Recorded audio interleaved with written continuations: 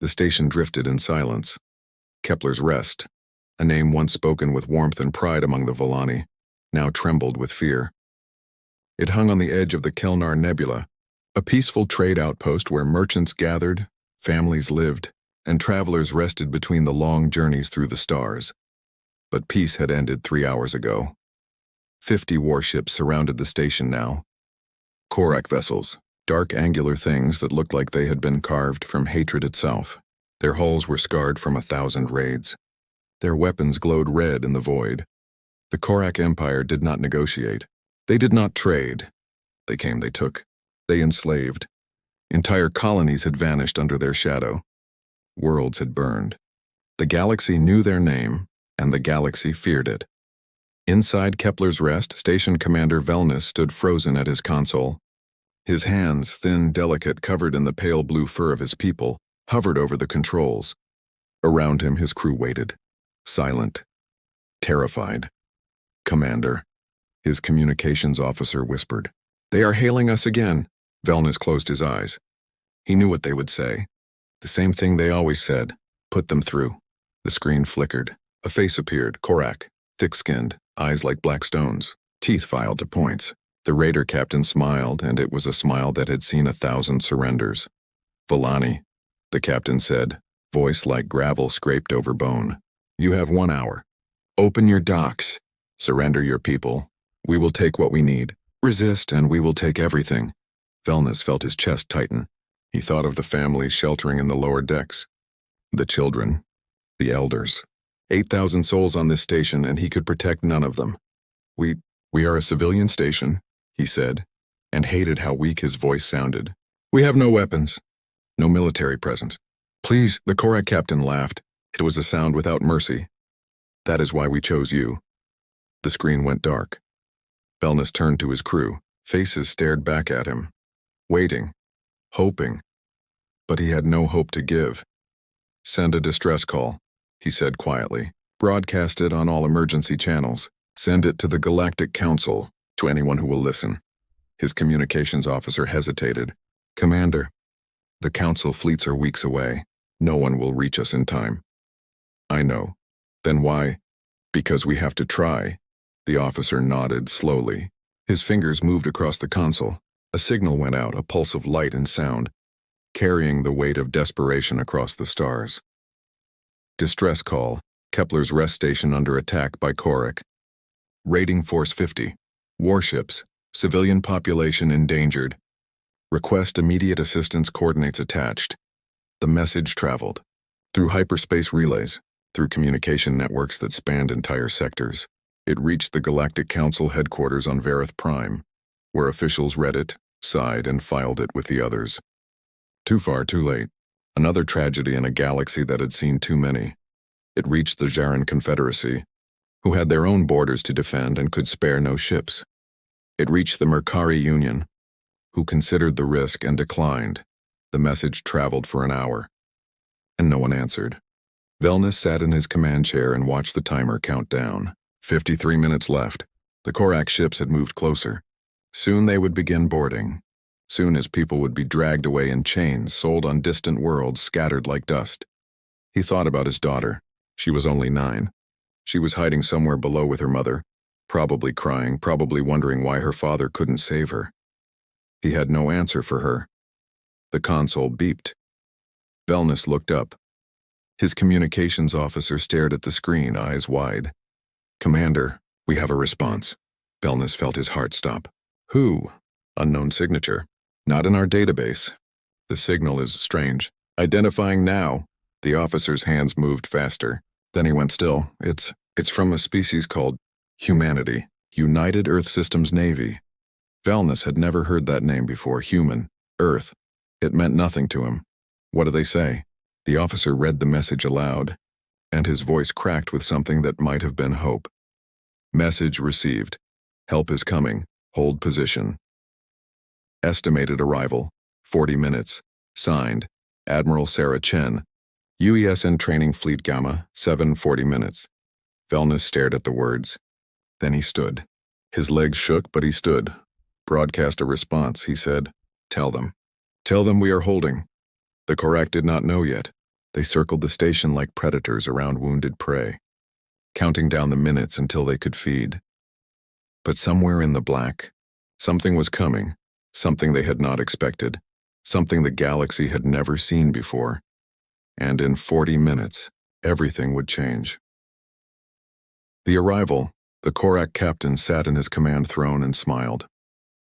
38 minutes had passed since the ultimatum. The Volani station hung before him like fruit ready to be plucked. His fleet had tightened the noose. Boarding parties were prepared. Slave collars were charged and waiting. This would be easy. It was always easy with the Volani. Soft creatures, gentle, born to serve stronger species. The galaxy had learned long ago not to resist the Korak. Those who did burned. "Captain," his sensor officer called out. "Strange readings on the edge of the system." The captain waved a clawed hand dismissively. "Council patrol?" "No, sir. The signature is unknown. Multiple contacts, large displacement signatures. They are..." Space tore open, not metaphorically, not gently. Space ripped like fabric under a blade, and through the wound came light, blue-white and blazing as hyperspace gates opened one after another in rapid succession, and through them came ships, human ships. The Korak captain stood from his throne, eyes widening. "How many?" "Counting. Sir, I count 200 contacts, 200 ships, frigate class and above. They are..." "Captain, they are forming battle formation. Weapons charging, they are moving. 200. The number hung in the air like a curse. The Korak Empire had 50 ships here, 50 of their best raiders, and now they were outnumbered 4-1 by a species the captain had never even heard of. "What are they?" he growled, identifying now. "Designation, United Earth Systems Navy. Species classification, human. Origin, Sol System, Orion Arm. Status in Galactic Registry, new membership. Registered only 3 years ago. 3 years. Newcomers. Children playing at war." The captain's confidence returned. New species always looked impressive at first. Big ships, bright lights, but they had no experience. No true understanding of combat. The Korak had ruled through violence for centuries. They would not be frightened by numbers alone. "Open a channel to them," he said. "Let us see what these humans want." On the bridge of the UESN Valiant Dawn, Admiral Sarah Chen stood with her hands clasped behind her back. Around her, holographic displays showed the battlefield in perfect clarity. 50 Korak vessels surrounding Kepler's Rest. Her own fleet, 200 ships arranged in a sphere formation. Weapons locked, shields raised, training Fleet Gamma 7. That was what Command had called them. New crews, new captains, testing maneuvers. Running drills far from Earth while the main battle fleets protected Sol and humanity's colonies. But every ship in this fleet was fully armed. Every crew had trained for this. And every single officer on every bridge had read the reports about the Korak Empire, about the raids, the slavery, the atrocities. They had been the closest fleet to respond. 40 minutes at maximum burn through hyperspace. They had arrived with 2 minutes to spare. "Admiral," her communications officer said, "the Korak are hailing us. Put them through." The screen lit up. The Korak captain appeared, scarred face, filed teeth, eyes like dead stars. He looked at Chen with something between amusement and contempt. "Human," he said slowly, tasting the word. "You are far from home. This does not concern you. Leave now, and we will forget you were here." Chen's expression didn't change. She had practiced this look in a mirror once, years ago, when she was a lieutenant. The look that said, "I am stone. I am steel. I do not yield." "This is Admiral Sarah Chen of the United Earth Systems Navy," she said, voice calm and cold. "You are in violation of Galactic Council protocols regarding attacks on civilian stations. You have 30 seconds to power down your weapons and withdraw from this system." The Korak captain blinked. Then he laughed, a deep, rasping sound. "You are new to the stars, human. You do not understand how things work. We are Korak. We take what we wish. We have done so for 500 years. You have been in space for what? 10, 20? You think your shiny ships frighten me?" Chen's jaw tightened. 28 seconds. "We are 50 warships, battle-tested. We have burned worlds. You are children playing soldier." He leaned forward. "Go home, human. Before we add your species to our slave markets." Chen turned to her weapons officer. "Time?" 20 seconds, Admiral." She looked back at the screen. At the Korak captain, at the arrogance in his eyes. "You're right," she said softly. "We are new to the stars. We've only been out here a few years, and maybe we don't understand how things work in your galaxy." She took one step closer to the screen. "But we understand how things work on Earth. And on Earth, when someone calls for help, we answer." She gestured sharply. "All ships, battle formation Delta 7. Target enemy vessels. Prepare to engage."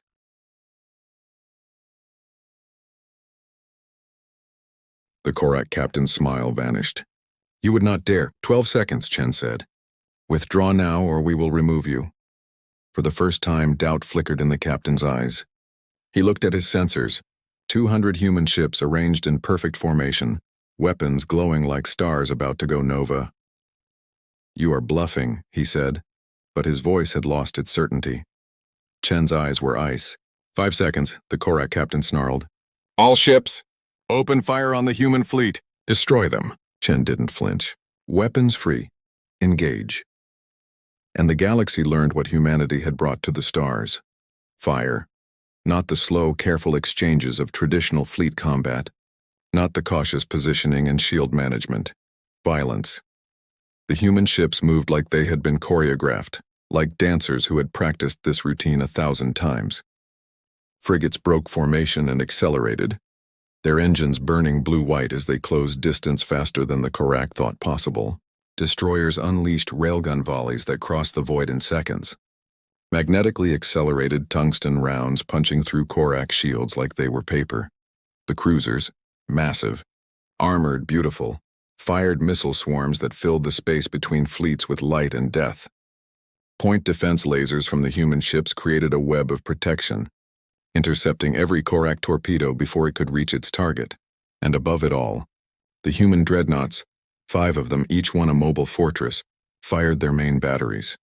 Particle beams that could cut a ship in half. Plasma cannons that turned armor into molten slag. The Korak had expected a fight. They got an execution. Within 90 seconds, 8 Korak ships were dead. Hulls cracked, engines dark, crews screaming into the void.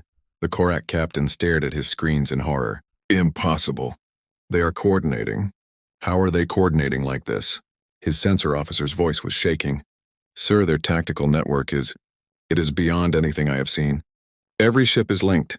They are fighting as one. Break formation, scatter. We outnumber—" "Sir, we do not outnumber them.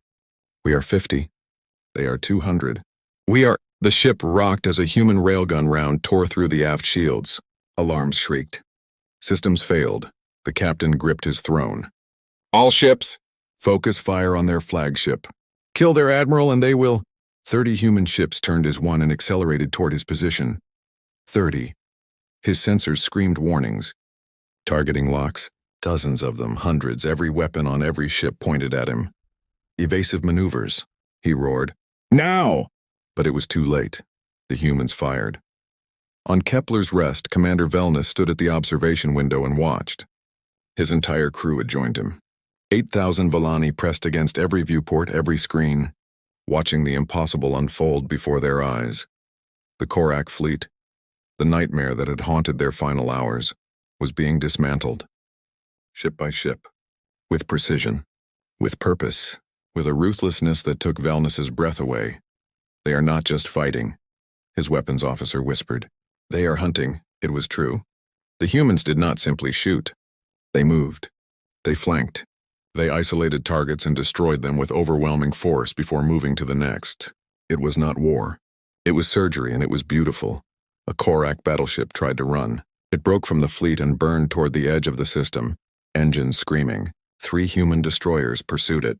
They matched its speed, overtook it, then crippled its drives with pinpoint strikes and left it drifting. They were not killing everyone.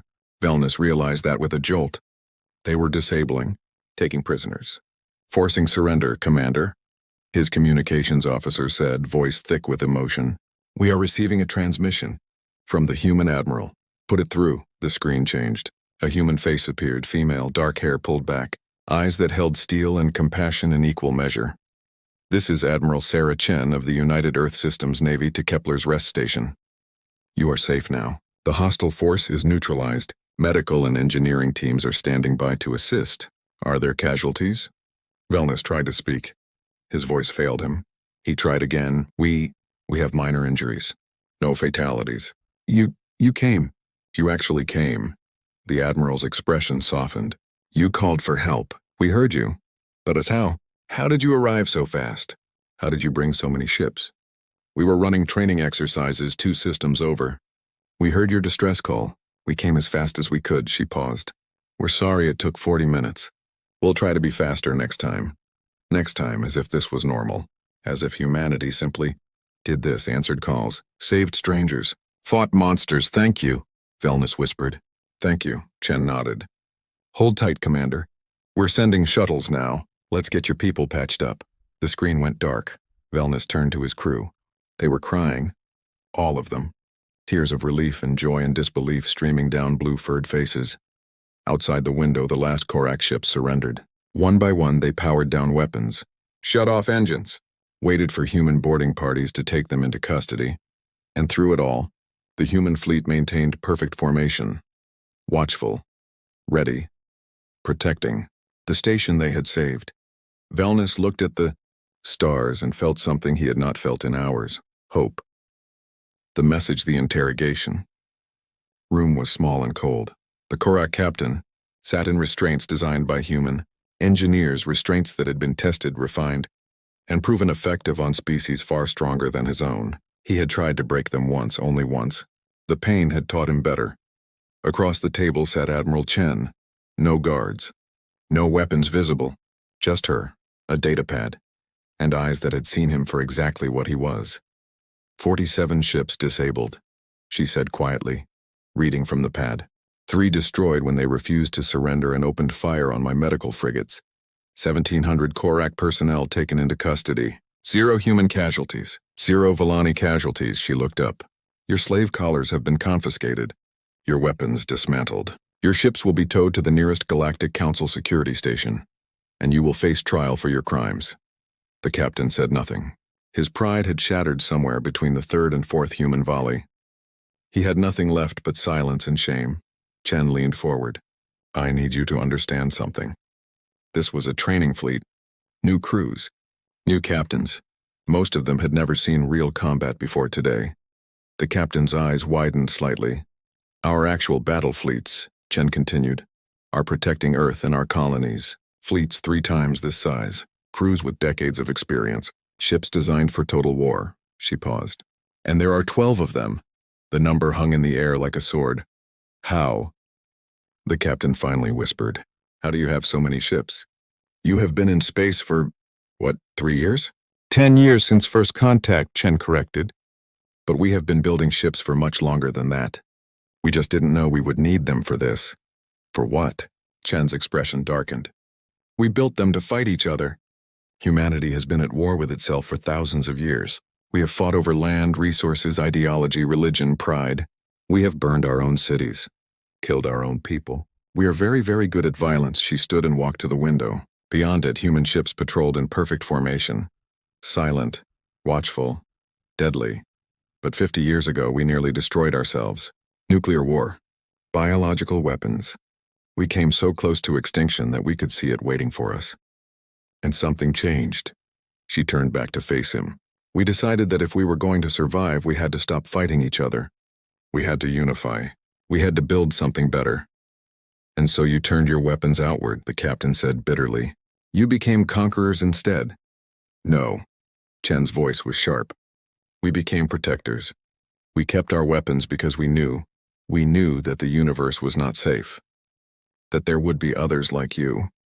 Species who took strength as permission to harm the weak. She sat back down. We did not come to the stars to conquer. We came to explore, to learn, to meet new friends. Her eyes locked onto his.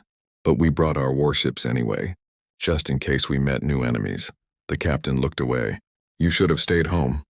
Maybe, Chen said softly. But we didn't. And now the galaxy knows we are here. The news spread like fire through dry grass. Within 6 hours, every major government in the galaxy had received the report. Battle footage, sensor logs, testimony from the Volani, the story of what had happened at Kepler's Rest. In the halls of the Galactic Council, Ambassadors gathered in emergency session. Holographic displays showed the human fleet in action. The coordination, the precision, the overwhelming force applied with surgical accuracy. They sent a training fleet, Ambassador Kelrus of the Jaran Confederacy said, his voice hollow. A training fleet defeated 50 Korak warships in under 10 minutes. It was 14 minutes, someone corrected. That does not make it better. Counselor Thrask, a Valorian diplomat who had served for 30 years, studied the footage with ancient eyes. They move like a single organism. I have never seen fleet coordination like this. Not from the Korak, not from us, not from anyone. How is it possible? Ambassador Kelrus demanded. They are new to space travel. They should be stumbling through basic navigation, not executing fleet maneuvers that would take our navies decades to master.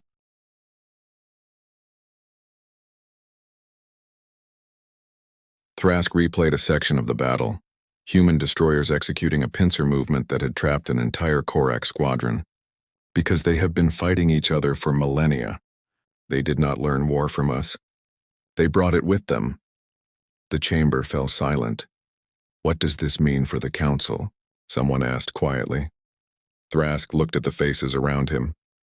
Fear, uncertainty, and underneath it all, something that might have been hope. It means, he said slowly, that the balance of power has shifted. The Korak have terrorized the outer systems for centuries because no one could match their aggression. We tried diplomacy, sanctions, patrols, nothing worked. He gestured to the screen. Humanity tried violence. And it worked in 14 minutes. Are we in danger from them? Ambassador Kelrus asked. Thrask considered the question. He thought about the human admiral's face during the brief communication they had intercepted. The way she had spoken to the Volani commander with compassion, the way she had offered medical aid before claiming victory. I do not think so, he said finally, but I believe we should speak with them, soon. On Kepler's Rest, the repair work had begun. Human engineering teams had come aboard with equipment and expertise that left the Volani engineers speechless. Hull breaches were patched, power systems restored, medical bays set up in the cargo holds to treat the injured and the traumatized. Commander Velnus walked through his station and watched humans work alongside his people. They were strange beings, these humans. They smiled easily, spoke gently, shared rations with Volani children who stared at them with wide, curious eyes. But Velnus had seen the battle footage. He had watched these same gentle beings destroy a raiding fleet with cold efficiency. The contradiction troubled him. He found Admiral Chen in the station's command center reviewing structural damage reports with his chief engineer. Admiral, he said. May I speak with you? Chen looked up and nodded. Of course, Commander. Walk with me. They moved through the corridors together. Human crew members nodded respectfully as they passed. Volani civilians watched from doorways, whispering among themselves. You saved us, Velnus said after a long silence. My people owe you a debt we can never repay. You don't owe us anything, Chen replied. You needed help. We were able to give it. That's all? But why? The question burst from Velnus before he could stop it. You had no obligation to us. No treaty, no alliance. We are strangers to you. Why risk your ships and your people for strangers? Chen stopped walking. She looked at him with those steady human eyes. Because someone had to, she said simply. Because you called for help and no one else was coming. Because leaving you to die would have been wrong. She paused. And because we know what it is like to need help and have no one answer. Your people have experienced this? Many times, Chen said quietly. In our history, there were moments when entire populations called for help, called for someone, anyone, to intervene and stop atrocities. And the world looked away. People did nothing. And millions died. Her voice grew softer. We learned from that. We swore that we would never be the ones who looked away. That if we had the power to help, we would use it. Velnus felt tears prick his eyes again. The galaxy is not accustomed to such compassion. Most species help only when there is profit, or obligation. Then maybe it is time the galaxy learned a different way. They continued walking. Ahead, Velnus could see the observation deck where his people had watched the battle. A crowd had gathered there now, not watching the stars but watching something else. He and Chen approached. The crowd parted respectfully. Through the viewport they could see the human fleet. 200 ships holding formation around the station, Silent guardians in the void. A Volani child, no more than 7 or 8, stood at the front of the crowd.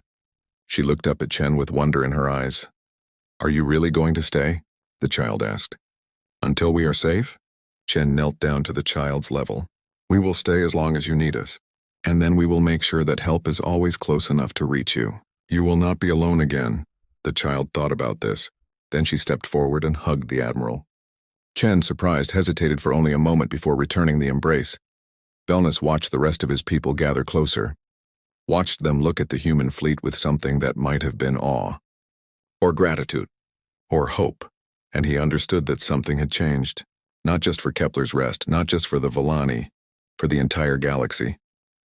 3 days later, Admiral Chen stood on the bridge of the Valiant Dawn and prepared to return home. The Galactic Council had sent a proper security fleet to take custody of the Korak prisoners and establish a permanent patrol route through this sector. Kepler's Rest was fully operational again. "The Volani were safe, Admiral," her communications officer said. "We are receiving a transmission. It is being broadcast across all council frequencies, multiple languages. They are addressing you." Chen frowned. "Put it through." The screen lit up. Not one face but dozens. Representatives from species across the galaxy. The Galactic Council. Independent systems. Trade federations. Explorers and merchants and leaders. Councillor Thrask spoke first. "Admiral Chen, we have witnessed what your fleet accomplished at Kepler's Rest.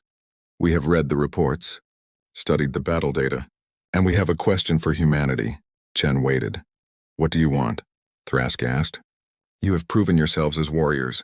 You could demand territory, resources, tribute. The Council would negotiate. What does humanity want from us?" Chen was silent for a long moment. She thought about Earth, beautiful, scarred, struggling Earth, finally unified and reaching for the stars.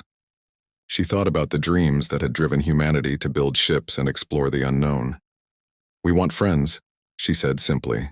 "We want to explore, to learn, to build something better than what came before. We want to trade stories and knowledge and art. We want to see what wonders exist in this galaxy." "And if you are threatened?" someone asked. "If another species attacks you?" Chen's expression hardened. "Then we will defend ourselves. And we will defend those who cannot defend themselves. We did not bring weapons to conquer. We brought them to protect. Even if protecting others costs you blood, resources, risk?" "Yes, why?" The question came from multiple voices now, confused, disbelieving. "Why would you do this?" Chen thought about the Volani child who had hugged her, about Commander Velnus and his 8,000 civilians who had thought they would die alone, about every call for help that had ever gone unanswered. "Because," she said quietly, "someone has to." The screen showed dozens of faces, and slowly, one by one, they nodded. "Then perhaps," Councillor Thrask said, "the galaxy has been waiting for humanity to arrive." The transmission ended. Chen stood on her bridge and looked at her crew, young officers who had expected a routine training exercise and instead had fought their first real battle. "Set course for home," she ordered. "Let's go back to Earth." "Aye, Admiral." The fleet turned as one. Engines burned blue-white, and slowly, the human ships accelerated toward the hyperspace jump point. Behind them, Kepler's Rest grew smaller, but the lights of the station burned bright and steady now. Safe, protected, alive. And across the galaxy, in 1,000 different languages, a story began to spread. A story about a species who had come to the stars carrying weapons forged in the fires of their own worst mistakes. A species who had learned compassion through suffering. A species who had heard a cry for help from strangers and answered with fire and steel and mercy. A story about humanity, and in the darkest corners of the galaxy, in the places where raiders gathered and slavers planned their next hunt, a new fear took root because the galaxy had changed. The predators had always known that the weak would call for help. They had just never expected anyone to answer, but now someone had, and they were not afraid to fight.